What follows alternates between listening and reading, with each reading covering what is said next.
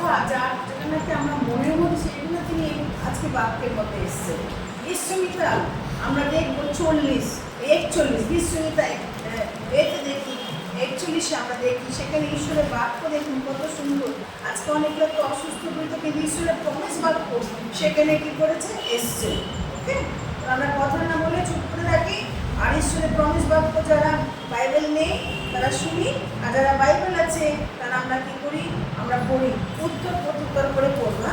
আমি একটা আপনারা পরেরটা। ওকে, ঈশ্বমিতা 41 লেখা আছে, ধন্য সেই জন সকল উঠে দাঁড়াচ্ছি আমরা, যাদের অসুবিধা তারা বসুন, বাকি লোকেদের কোনো অসুবিধা নেই। যদি মনে করছেন আপনি ফ্রি, মানে আপনার কোমরে ব্যথা ব্যথা আপনি বসতে পারেন, অসুবিধা নেই। ধন্য সেই জন যে দিনহীনের পক্ষে চিন্তাশীল, বিপদের দিনে সদাপ্রভু তাকে নিস্তার করিবেন। সদাপ্রভু তাহাকে রক্ষা করিবেন, জীবিত রাখিবেন, দেশে সে আশীর্বাদ পাইবে। তুমি শত্রুগণের ইচ্ছাতে তাহাকে সমর্পণ করিও না। ব্যাধি শয্যাগত হইলে সদাপ্রভু তাহাকে ধরিয়া রাখিবেন, তাহার পীড়ার সময় তুমি তাহার সমস্ত শয্যা পরিবর্তন করিয়াছ। আমি কইলাম, হে সদাপ্রভু, আমাকে কৃপা করো, আমার প্রাণ সুস্থ করো, কেননা আমি তোমার বিরুদ্ধে পাপ করিয়াছি। আমার শত্রুগণ আমার বিরুদ্ধে হিংসার কথা কয়ে, সে কখন মরিবে, কখন তাহার নাম মুক্ত হইবে। আর যদি কেউ আমাকে দেখিতে আইসে, তবে সে অলিক কথা কবে, তাহার হৃদয় তাহার জন্য অধর্ম সঞ্চয় করে, সে বাহিরে গিয়া তাহা বলিয়া বেড়ায়। আমার বিরুদ্ধে শ্রীমান সকলে একত্র হইয়া আমার বিরুদ্ধে কানাকানি করে, তাহারা আমার বিপক্ষে অনিষ্ট কল্পনা করে। কোন প্রকার মারাত্মক বিষয় উহাতে লাগিয়াছে, সে পড়িয়া আছে আর উঠিবে না। আমার যে মিত্র আমার বিশ্বাসপাত্র ছিল, ও আমার রুটি খাইত, সে আমার বিরুদ্ধে ভালো মুখ উঠাইয়াছে।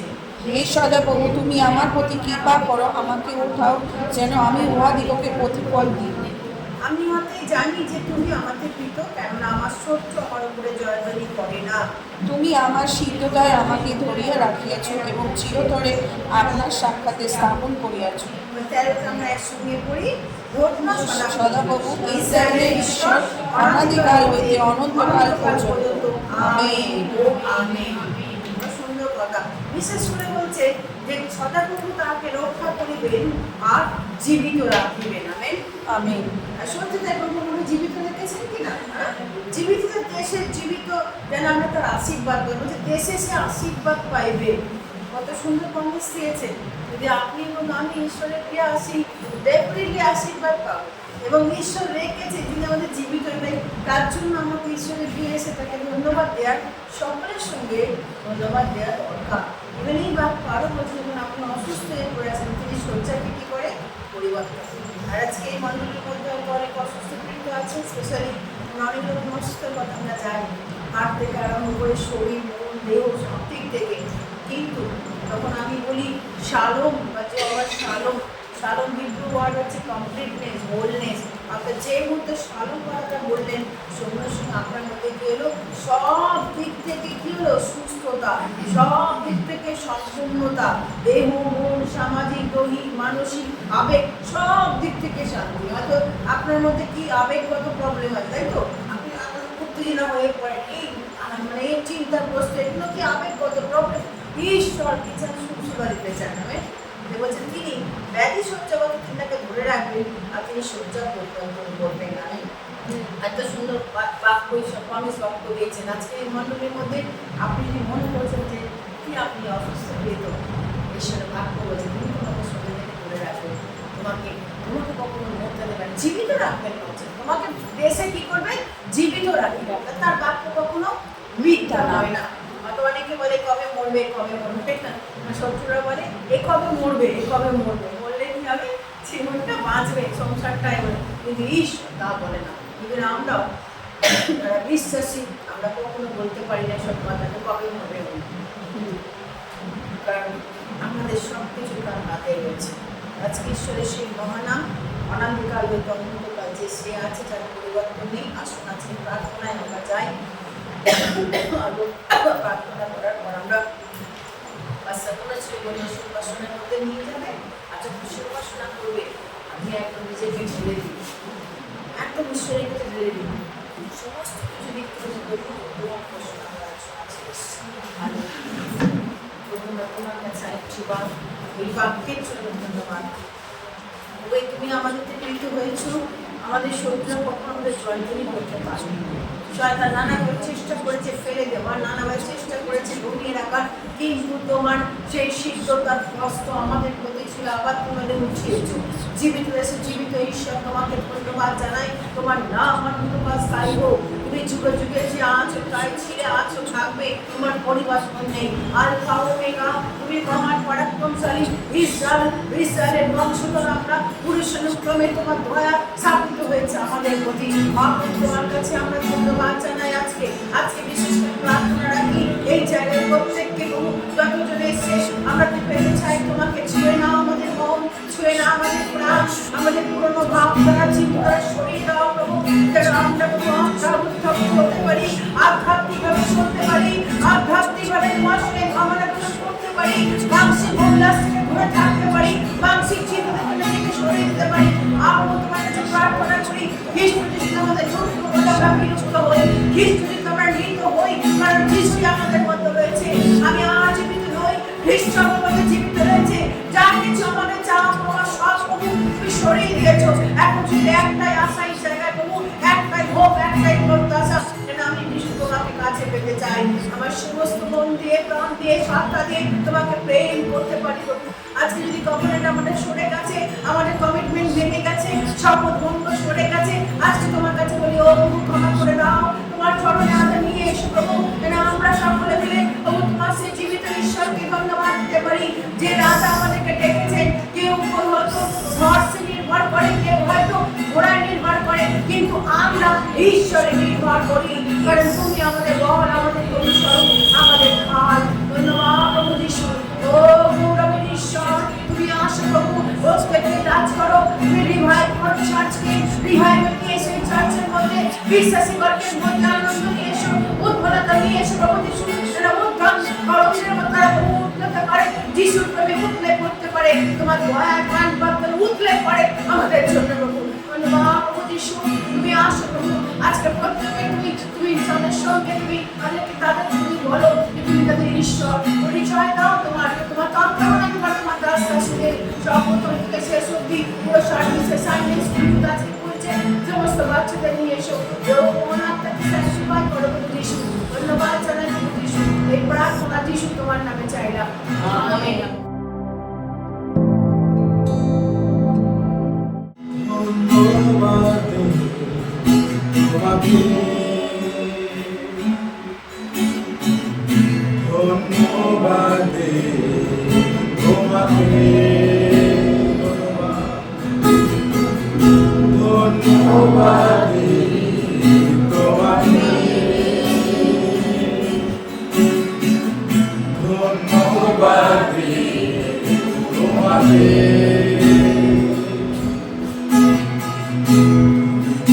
করেছো আমার জীবনে,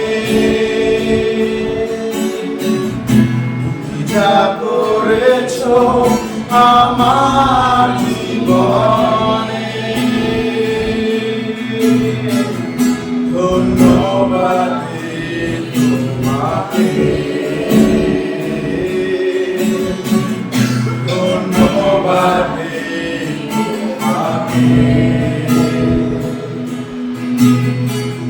কৃতজ্ঞ তোমাকে, কৃতজ্ঞ তোমাকে, কৃতজ্ঞ তোমাকে, কৃতজ্ঞ তোমাকে, যা দিয়েছো আমার জীবনে, যা দিয়েছো আমার জীবনে,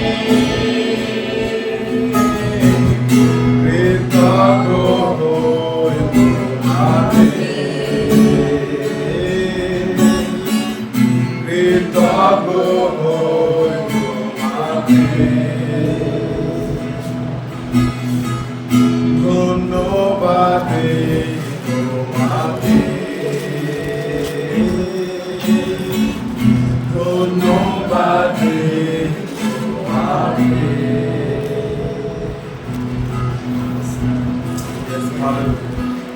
ধন্যবাদ দিই, গৌরব। আমেন। আসলে আমরা একসাথে তার গৌরব নাম প্রশংসা করি, তারই আরাধনা।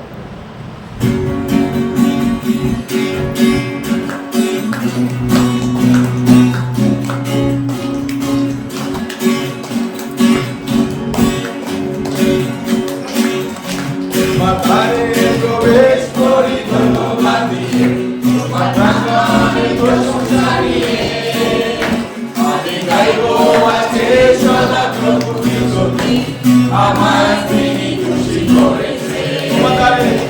মাথায় প্রবেশ করি ধন্যবাদ দিয়ে, মাথায় প্রশংসা নিয়ে, আমি গাইব আছে সদা প্রভুর স্তোত্র, আমার তিনি খুশি করেছে, খুশি করেছে, খুশি করেছে, আমার তিনি খুশি করেছে, খুশি করেছে, খুশি করেছে, আমার তিনি খুশি করেছে।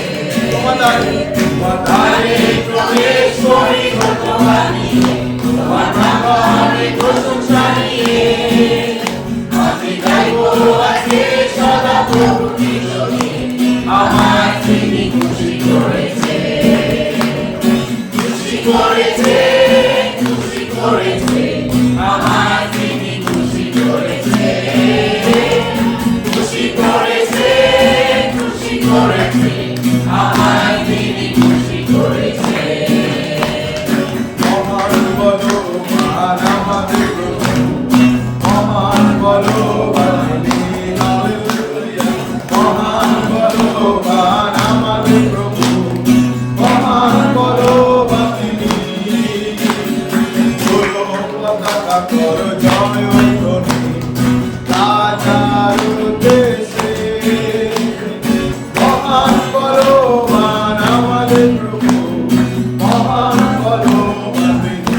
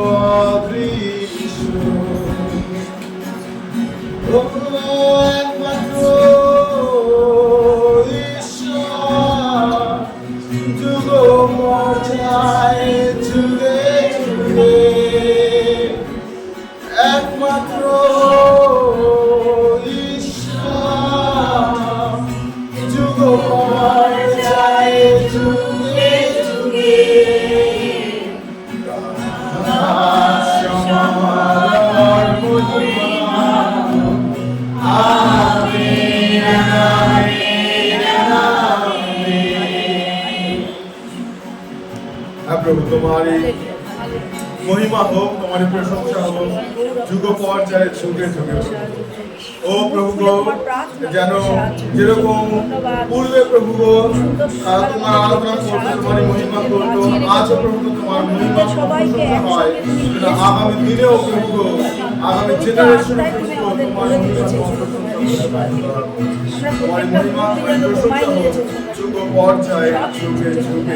যেন প্রভু তুমি উচ্চ, তুমি উন্নত, তাই যেন তোমার সেই মহানতাকে যেন প্রত্যেকটা জেনারেশন ওয়াইজ জেনারেশন যেন তোমার মহিমাকে, তোমার মহানতাকে যেন তারা দেখতে পারে, তোমার সেই মহানতাকে যেন তারা উপলব্ধি করতে পারে, এবং তোমার এই মহান নামের ধন্যবাদ, তোমার এই মহান নামের গুণগান যেন করতে পারে। তোমার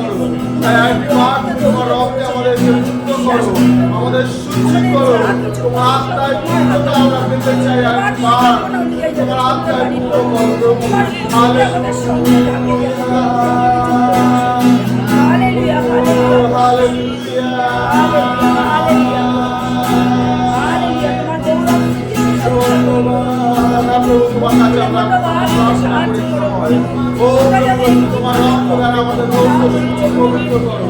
ও আমাদের সকল অযোগ্যতাকে দূর করো। আর তুমি পাপ প্রভু এই সন্ধ্যাবেলা আজকের এই বিশ্রাম পার, আজকের এই বিশ্রাম দিন যখন আমরা তোমার কাছে এসেছি প্রভু, তুমি আমাদেরকে তোমার বচন করে নাও প্রভু। ও তুমি আমাদেরকে তোমার সেই ও মনের মতন করে তোলো প্রভু, যেন আমরা তোমার সঙ্গে থাকতে পারি। হালেলুয়া প্রভু, ধন্যবাদ ধন্যবাদ ধন্যবাদ ধন্যবাদ ধন্যবাদ। হালেলুয়া ধন্যবাদ।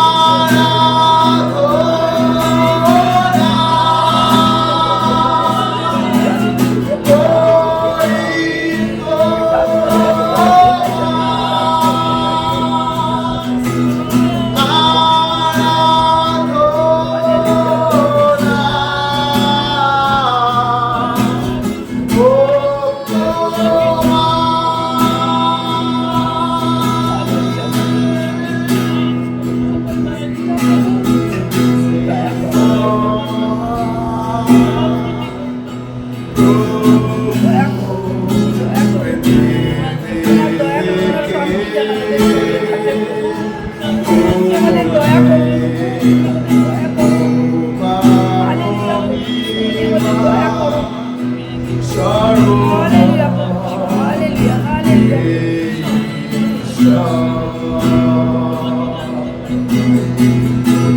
আসুন সকলে আমরা হাত তুলে তাকে বলি, প্রভু তুমি মহান ঈশ্বর, পৃথিবী থেকে উঠে প্রভু গো, তো তাই তোমারই মহিমা প্রশংসা হোক।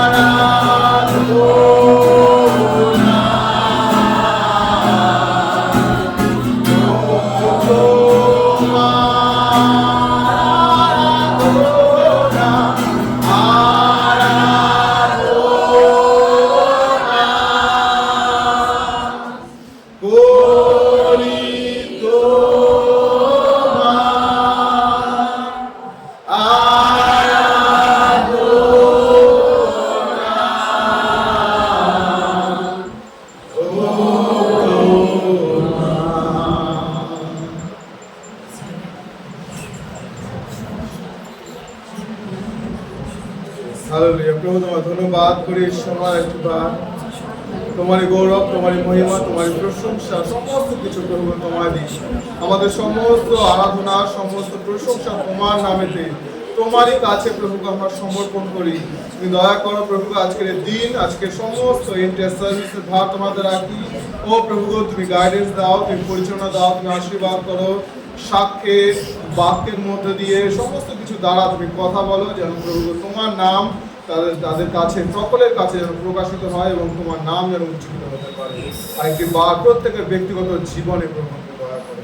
ধন্যবাদ। সমস্ত গৌরব, মহিমা, প্রশংসা আরাধনা তোমার দিয়ে প্রার্থনা খ্রিস্ট যিশু তোমার জন্য। আমেন।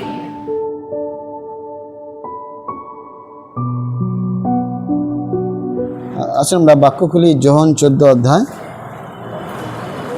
1 পদ।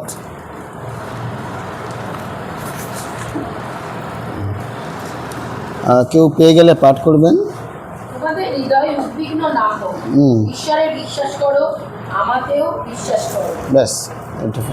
তোমাদের হৃদয় উদ্বিগ্ন না হোক, আমাতে বিশ্বাস করো আর ঈশ্বরেতে বিশ্বাস করো।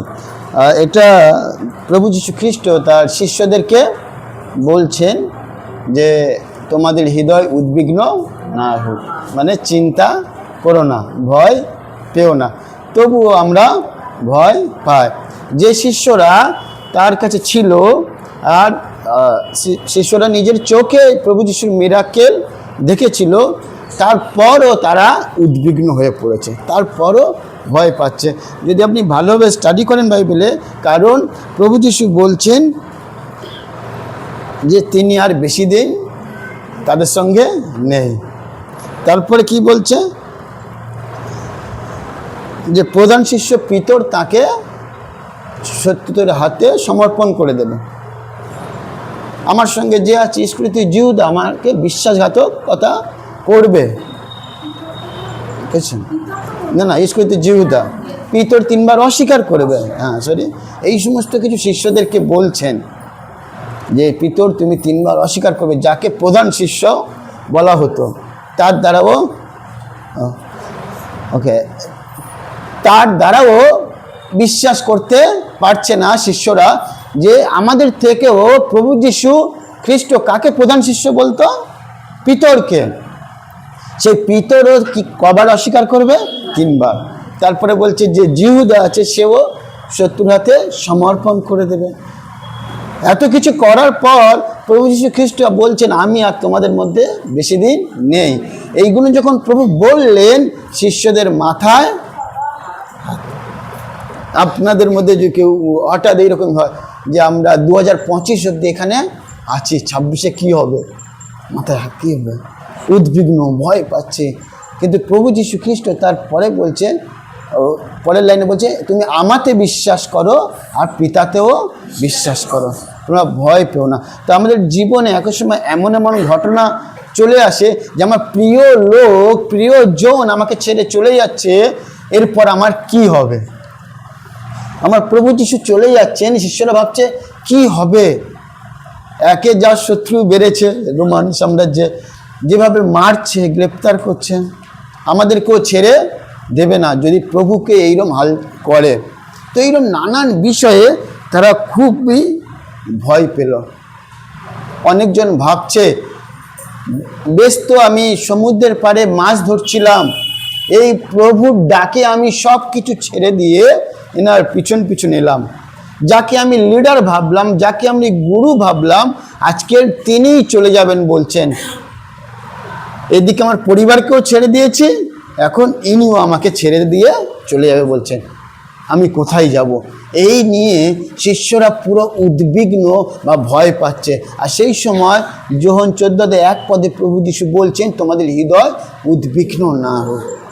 তো আজকের আমি ছোট্ট করে বলতে চাই, আপনি কি উদ্বিগ্ন আছেন?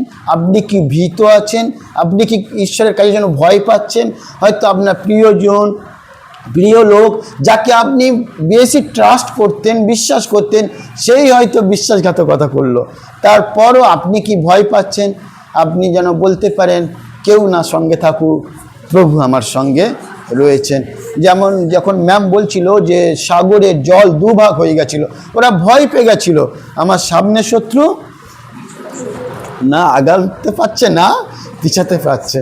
সেই সময় আমাদের কার উপর ভরসা করতে হবে? স্বয়ং ঈশ্বরের উপরে। তাই শিষ্যরা ভাবছে হয়তো আমাদেরকে গ্রেপ্তার হতে হবে, হয়তো আমাদেরকে যিশু নামের জন্য হত্যা করবে, হয়তো আমাদেরকে কেউ তাচ্ছিল্য করবে, সমালোচনা করবে, মারবে, ধরবে, এই সমস্ত বিষয় ভাবছে। আর ওদের মনটা না কেমন একটা মানে মুখ, আপনি যা ভাবেন কোথায় প্রকাশ পায়? মুখে। আর যিশু দেখলেন ওদের মুখে ভয়ের একটা ছাপ রয়েছে। আর সেই সময় বলছে তোমরা উদ্বিগ্ন হও না, তোমরা ভয় পেও না। তো যখন আপনি উদ্বিগ্ন আছেন, যখন আপনি ভয় পাচ্ছেন, সবসময় জানবেন ভয়কে জয় করার জন্য প্রভু আপনার পাশে রয়েছেন। হতে পারে মানসিকভাবে আসতে পারে বিপদ, সামাজিকভাবে আসতে পারে, এমনকি ঈশ্বরের সৃষ্টি প্রাকৃতিক দুর্যোগও আসতে পারে, কিন্তু সবসময় আপনি ভাববেন ঈশ্বর আমার পাশে রয়েছেন। যদি আপনি খ্রিস্ট ভক্ত হয়ে থাকেন, যদি আপনি স্ট্রং বিশ্বাসী হয়ে থাকেন, তাহলে আমরা ভয়কে ওভারকাম করব। হালেলুয়া! আমরা ভয়কে যেন জয় করতে পারি। তাহলে যখন আপনি মার্ক লিখিত সুসমাচার যদি দেখেন, বাড়িতে দেখবেন যে ওখানে যিশু ঝড় থামান, যখন নৌকাতে যিশু উঠেছেন, এটা আমার পক্ষে যে প্রাকৃতিকভাবে যদি আপনার কাছে বিপদ আসে, ভয়ানক পরিস্থিতি তৈরি হয়, সেই সময় কি আপনি ভয় পাচ্ছেন? শিষ্যরা কিন্তু ভয় পেয়েছিল। আপনি দেখুন যে যখন প্রভু যীশু খ্রিস্ট নৌকায় উঠলেন, সুন্দর করে বাইবেলে লেখা আছে, খুব ভালো লাগে আমার এই বিষয়টা, যে উনি বালিশে মাথা দিয়ে ঘুমাচ্ছিলেন। যখন নৌকা সমুদ্রের মাঝপথে চলে গেলেন, আর সেই সময় ঝড় উঠলো, ঢেউয়ের ঝড় উঠলে কী হবে? ঢেউ তো আর শান্ত থাকবে না, ও বাড়ছে, নৌকা হেলছে দুলছে, এই বুঝি ডুবে গেল। আর শিষ্যদের মনের মধ্যে কি হচ্ছে? উদ্বিগ্ন, ভয় পাচ্ছে। এইভাবে একজন শিষ্য দৌড়ে গিয়ে বলছে, গুরু গুরু, আমরা মারা পাচ্ছি, আর আপনি এখানে ঘুমাচ্ছেন, আপনার একটুও চিন্তা নেই, আমরা মারা যাচ্ছি। এইরকমই আপনার জীবন ও প্রাকৃতিক দুর্যোগভাবে আসতে পারে। আমরা যখন প্রার্থনা করছিলাম, যে সিকিম, ওদের প্রাকৃতিকভাবে অনেক কিছু ওরা হারিয়েছে। কিন্তু আমরা খ্রিস্টতে যেমন ম্যাম বলছিলেন, ওরা চাল ডাল সব সাহায্য পাচ্ছে, কিন্তু একটা যে অনুতপ্ত জায়গা, বেশ একটু সান্ত্বনা দেবে, কমফোর্ট দেবে না, এইটা নেই। এর জন্য আমরা প্রার্থনা করব আর ওখানে কাজ হবে। তো এইরকমই সমুদ্রের মাঝখানে আপনি পড়ে গেছেন, যেদিকে তাকাচ্ছেন জল, জল তো সান্ত্বনা, জল ঢেউ তুলছে যেন নৌকা, আমার জীবনের নৌকা ডুবে যাবে, সেই সময় আপনিও ভীত, আপনিও ভয় পাচ্ছেন। আমি ওই কারণে বলছি ভয়কে দূর করার জন্য। এইরকমই আপনার জীবন হতে পারে, প্রাকৃতিকভাবে বিপদ আপনার কাছে আসতে পারে। সেই সময় প্রভু যিশু শিষ্যরা যেমন গুরু গুরু বলে ডেকেছিল, আপনিও তার চরণতলে বসুন, প্রভু প্রভু বলে ডাকুন, নিশ্চয়ই ওই সমস্যা সমাধান তিনি করবেন। ভয়কে আমরা জয় করতে পারবো। সেই সময় দেখুন যিশু শিষ্যকে বলছে, গুরু আপনি ঘুমাচ্ছেন, আমরা তো ভেবেই পাচ্ছি না, আর কিছুক্ষণের মধ্যে নৌকায় জল ঢুকে যাবে, হয়তো সবাই মারা যাব। আমার মনে হয় প্রভু যিশু বলেছিলেন হয়তো যে, আরে বোকা, আমি তো শুয়ে আছি, জল যদি আসে কে আগে ডুবে যাবে? তাই না? আমরা যদি দাঁড়িয়ে থাকি আর একজন যদি শুয়ে থাকে, তো সবসময় জানবেন আপনার বিপদ আসার আগে প্রভু যিশু ওই বিপদে গিয়েছেন বা চলে গিয়েছেন। তো যখন ঘুমিয়েছিলেন, যখন ডাকলো উনি উঠলেন, তারপরের ঘটনা আপনারা জানেন। তো এই কারণে বলতে চাই, প্রাকৃতিকভাবেও যদি আপনার কাছে দুর্যোগ বা বিপদ আসে, 23শে সেপ্টেম্বর দেখবেন কলকাতায় 22শে সেপ্টেম্বরে এত জল, 23শে সেপ্টেম্বর সকালে বেরোনোই যায়নি প্রত্যেকটা জল। তো এই জলে আমরা অনেক ভয় পেয়েছিলাম। আর সমুদ্রের মাঝে কি অবস্থা দেখুন, চারিদিকে জল থই থই করছে, মানে ডুবে যাই অবস্থা। আর যদি আপনি প্রভুতে বিশ্বাস করেন, যিশু যেমন শুয়েছিলেন, বিপদ আসলেও আপনি ওইভাবে নিশ্চিন্তা শান্তভাবে ঘুমিয়ে যেতে পারেন। কারণ আপনার বিশ্বাস কি, এই যিশু আছেন আমার নৌকার, মানে ড্রাইভার বলাও যায় না, কি বলে, হাল বায়ক, বা আমার জীবনের গাড়ির ড্রাইভার হলো প্রভু। ও যে পথে নিয়ে যাক, বাঁকা পথ হোক, হাইল্যান্ড হোক, ছোট হোক, সরু হোক, ঠিক ড্রাইভার যিনি ঠিক নিয়ে চলে যাবে। এটা আপনাকে বিশ্বাস করতে হবে যে যার কাছে আমার জীবন সঁপে দিয়েছে উনি এক্সপার্ট, উনি সব কিছু করতে পারেন। শত বিপদের মধ্যে থেকে উনি ঠিক আমাকে তুলে ধরবেন। বলছে ধার্মিক অনেকবার পড়ে যাবে, আবার হাত ধরে তুলবে। তাহলে প্রথম যখন 14 পদ বলছে উদ্বিগ্ন হও না, ভয় পেও না। তারপরে বললাম প্রাকৃতিকভাবে যদি আপনার কোনো দুর্যোগ, বিপদগ্রস্ত, সংকট আসে, সেই সময় প্রভুতে বিশ্বাস করুন, যেমন প্রভু যীশু খ্রিস্ট তার শিষ্যদেরকে উদ্ধার করলেন। একই সময় সামাজিকভাবেও আসে, আমরা ওটা দেখব, বা মানসিকভাবে। রাজা নবনীকেশ্বর আছে, আর দানিয়েলের 3 বন্ধু ছিল। আমরা জানি যে ও বড় একটা মূর্তি নির্মাণ করেছে, আর বলছে যখন শঙ্খধ্বনি, ঢাক, ঢোল সব বাজবে, সবাই ওই মূর্তির কাছে গিয়ে কী করবে? প্রণাম করবে বা প্রণিপাত করবে। আর দেখা যায় যে তার 3 বন্ধু ছাড়া ওই রাজ্যের সবাই করেছে। ওদের মনে কি ভয় ছিল না? সবাই করছে, আমি কেন করব না? সবাই করছে। তারপরেও রাজা শাস্তি ঘোষণা করে দিয়েছিল, একটা পত্রে লিখিত দিয়েছিল যে যে না করবে না তাকে কোথায়? আগুনের মধ্যে ফেলে দেওয়া হবে। এরপরে সেই রাজ্যের বা সেই রাজার কাছের লোক গিয়ে তাকে বলল যে রাজামশাই সবাই প্রণাম করেছে, কিন্তু 3 জন ব্যতি রেখে, মানে 3 জন ছাড়া, তারা হলো ওই 3 জন। বলে ঠিক আছে, ওদেরকে ডাকো, আমি ভালোভাবে বোঝাই। আর যখন ও বোঝালো রাজা যে দেখ বাবু, তোমাদের আর এমন ঈশ্বর নেই যে আগুন থেকে বাঁচাতে পারে বা উদ্ধার করতে পারে, আমার কথা শোন, তোরা প্রাণে বেঁচে যাবে। তখন ওরা বলল কি, যদি মরেও যায়, আমার ঈশ্বর যদি আমাকে রক্ষা করতে অক্ষম হয়, মানে বাঁচাতে নাও পারে, তবু আমার ঈশ্বরকে আমি ভুলব না। ও জানে, 3 জন জানে আমার ঈশ্বর সক্ষম, তার জন্য ওরা বলছে আমার ঈশ্বর অক্ষম হলেও আমি ছাড়বো না। ও জানে যে ঈশ্বর আমাকে ঠিক উদ্ধার করবে। আপনাকে ওই বিশ্বাস করতে হবে, আমি হয়তো এই বিপদ থেকে যাচ্ছি, ঈশ্বর আমাকে ঠিক উদ্ধার করবে। আমরা যেন স্ট্রং থাকতে পারি। আর ওইখানে দেখুন লেখা আছে, তারপর তোরা করবি না তো প্রণাম, তোরা করবি না বল। তো আগুনে আরও বাড়িয়ে দিয়েছিল আগুন, যে আগুন যারা ফেলতে গিয়েছিল ওদের গায়ে উত্তাপ লাগছিল, তাই দূর থেকে ছুঁড়ে আগুনের মধ্যে ফেলে দেয়। তারপরের ঘটনা আপনারা জানেন যে 3 জনকে ফেলার হয়েছিল, আর কজন দেখা যাচ্ছিল? 4 জনকে। স্বয়ং ঈশ্বর ওনাদেরকে রক্ষা করলেন। আর যখন বেরিয়ে এলো ওদের বস্ত্র ছুঁইছে, এইগুলো কি বলে, চুল দেখছে, কিছুই হয়নি। আগে তো এইগুলো পুড়ে যায় না। তো আমাদের ঈশ্বর, আপনার ঈশ্বর, সবার একটাই ঈশ্বর, উনি হচ্ছেন সর্বশক্তিমান, আর সবসময় সুরক্ষা দেওয়ার মালিক ঈশ্বর। তাই আমি আপনাকে বলবো, প্রাকৃতিক দুর্যোগেও আপনি পিছিয়ে যাবেন না। আজ খুব বৃষ্টি হচ্ছে, আমি যেতে পারছি না চার্চে, এটাও হয় না। তো গরমের সময় আবার কি হবে, খুব রোদ। তো প্রাকৃতিকভাবে আপনাকে যেন ঈশ্বরের কাছে আসা না থামায়। আপনি যদি তার জন্য না থামেন, তিনিও আপনার জন্য থামবে না, আমি এতে বিশ্বাস করি। বিধবা সেই ছেলে যখন বলল, মা আর পাত্র নেই, তখন কি হলো, তেল পড়া বন্ধ হলো। তো ওই রকমই আপনি যেদিন বলবে আজকের আমি চার্চে যাচ্ছি না, আজকের প্রভুর কাছ থেকে বঞ্চিত, এই কারণ ওই কারণ, তো প্রভু আপনাকে আশীর্বাদ থেকে বঞ্চিত করবেন। এখানে দেখুন, হতে পারে যিশুর শিষ্যরা ভয় পেয়েছে সেই সমুদ্রের মাঝে, তবুও তাকে ডেকেছিল। আপনি সেই সময় কি করছেন? ভয় পাচ্ছেন, অন্য কাউকে ডাকছেন, নাকি কারো টাকা পয়সার সাপোর্ট লাগবে, হসপিটাল নিয়ে যেতে হবে, সেইগুলো তো আছে, যেন পরে করতে নেই। প্রথমে আমরা আমাদের জীবিত ঈশ্বরকে ডাকব।